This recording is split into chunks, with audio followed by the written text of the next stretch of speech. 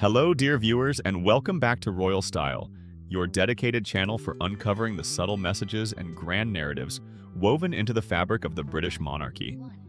Today, we're delving into a topic that has sent ripples of discussion throughout royal circles and among keen observers worldwide. A transformation so profound, yet so subtly orchestrated, that it speaks volumes without uttering a single word. We are going to dissect a visual statement, a photograph, that offers the clearest, most undeniable evidence of King Charles III's strategic vision for the future of the royal family. Before we embark on this fascinating and perhaps a little unsettling journey, do remember to like this video, subscribe to our channel for more exclusive insights, and hit that notification bell so you never miss an update. Your support allows us to continue bringing you these in-depth analyses. For generations, there has been one quintessential image, one single tableau that encapsulated the very essence of the royal family's power, its unity, and its sprawling dynastic reach. The iconic appearance on the Buckingham Palace balcony. It has always been, without question, the ultimate royal stage, a focal point where the world's gaze converged upon the Windsors.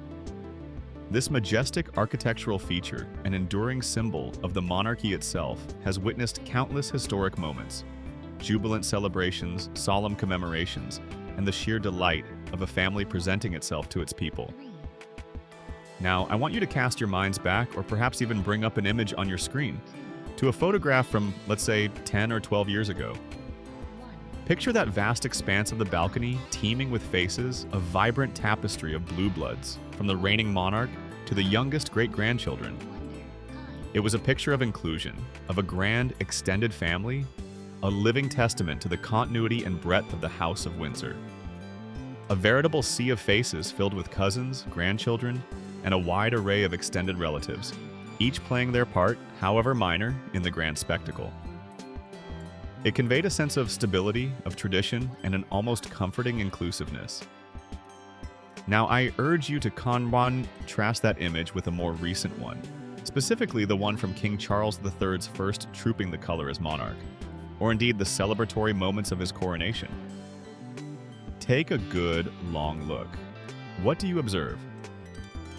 Beyond the obvious changes in the principal figures, can you discern who is conspicuously absent? This isn't merely an oversight, dear friends. This is not some accidental omission due to a scheduling conflict or a logistical snafu. No, what we are witnessing here is the cold, hard, unvarnished proof of King Charles's deliberately conceived and rather brutal new plan being put into full, undeniable action. Let's break down this monumental shift, piece by painstaking piece, to truly grasp its profound implications. Under the venerable reign of Her late Majesty Queen Elizabeth II, the Buckingham Palace balcony, particularly during significant national events like Trooping the Colour or major jubilees, was invariably a sprawling family portrait. It was a kaleidoscope of faces, a truly magnificent display of royal lineage stretching across generations. We saw the Queen, of course, surrounded by her consort, her children, her grandchildren, and indeed, many of her cousins and their offspring. It was a picture of a vast dynastic family, a living, breathing testament to centuries of tradition, presented to the world as a unified, albeit expansive entity. The balcony was a canvas for familial solidarity, a place where even the most peripheral royal figures could stand alongside the core, lending their presence to the monarch's grand public moments. Children would often fidget, adults would exchange quiet smiles, and the sheer number of people underscored the depth and breadth of the royal institution. It was a symbol of continuity, stability, and the idea that the monarchy, despite its hierarchical structure, was fundamentally about family. Now, let us fast forward to the fledgling reign of King Charles III. The balcony, by stark contrast, is sparse. It is, dare I say, clean, almost strikingly empty. The visual message couldn't be more pronounced. Gone are Prince Harry and Meghan, the Duchess of Sussex, whose very public departure from senior royal duties sent shockwaves through the institution and the public consciousness.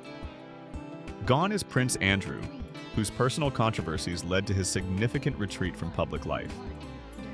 And, perhaps more surprisingly to some, gone are his daughters, Princesses Beatrice and Eugenie, who, while not senior working royals, were once frequent, if not always central figures in these grand family tableaux. They have quite unequivocally been publicly edited out of the official family picture, removed from the frame that defines the core of the monarchy in the public eye. This, my dear viewers, is the slimmed-down monarchy in its most visual, most ruthless, and most undeniably impactful form. It's not a theoretical concept anymore, it's a living, breathing, public reality.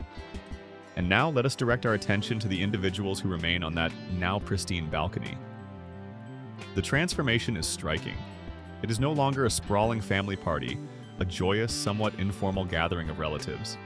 Instead, it has taken on the unmistakable air of a corporate board meeting. The individuals present are not just family, they are the dedicated, high-ranking executives of the firm. They are all, quite notably, wearing what we can only describe as the new company uniform. This isn't just about individual sartorial choices, it's a meticulously curated message. Notice, if you will, how their outfits are so often coordinated, not just in formality, but in color palette and stylistic coherence. For events of paramount national significance, such as Trooping the Color, we observe a harmonious and patriotic wave of red, white, and blue, a sartorial symphony that resonates with national pride and unity. It's a deliberate visual echo of the Union Jack itself. For other significant royal engagements, we consistently see harmonious tones, carefully selected to create a single, unified, and undeniably powerful image. This, my discerning audience, is not a mere coincidence. This is a highly sophisticated, strategic deployment of visual communication. This is the new Team Windsor, presenting themselves as a cohesive, professional, and tightly controlled unit. Their clothing, far from being a trivial detail, is a profound message of solidarity, discipline, and, crucially, control. They are a team, yes, but their uniform, their carefully choreographed aesthetic, subtly yet powerfully proclaims, "We are the only ones who matter now. We are the core, the essence, the future of this institution." So, what then about the individuals who have been so conspicuously erased from this new, streamlined tableau? Their absence on the balcony is one narrative, but their fashion choices, their sartorial statements in their new respective spheres of base, tell an equally compelling and revealing story. Their clothing, in its own distinct way, has become a powerful form of communication, a silent protest perhaps, or an embrace of a new, unburdened identity. Miles away, nestled in the sun-drenched hills of California, Meghan Markle, the Duchess of Sussex, has cultivated a distinct and undeniably influential personal style.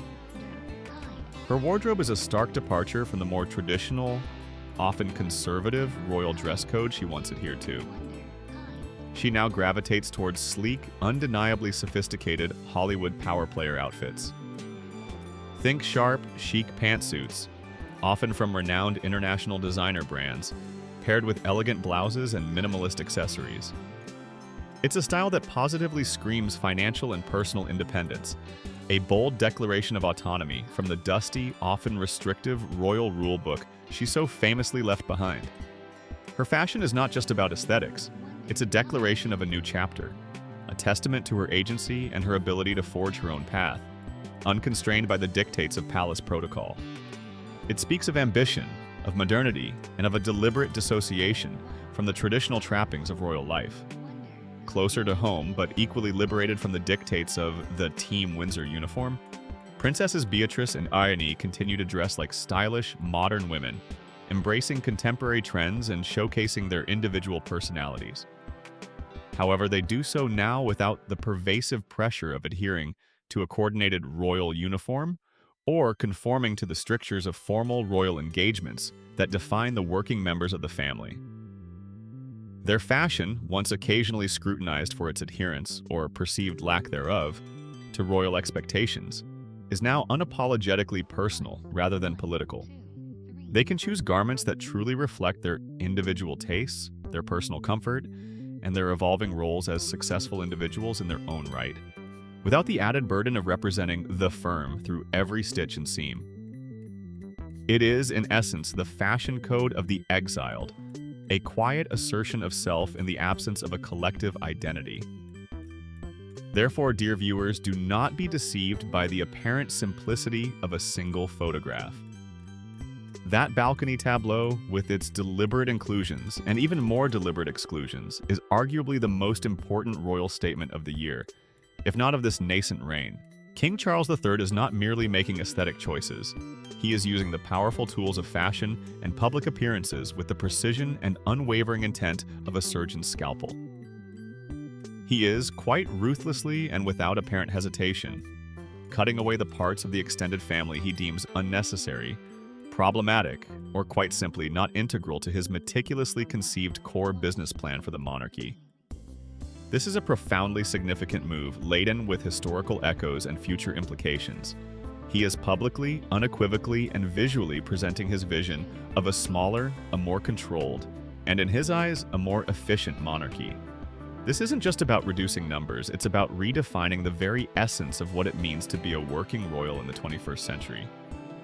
It's a message written not in carefully crafted press releases or eloquent speeches, but in the stark, empty spaces on a very public balcony.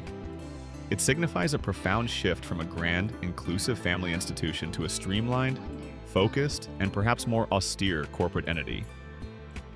The goal, it seems, is to ensure that every public-facing member of the royal family is a dedicated, full-time asset, contributing directly to the perceived value and stability of the monarchy.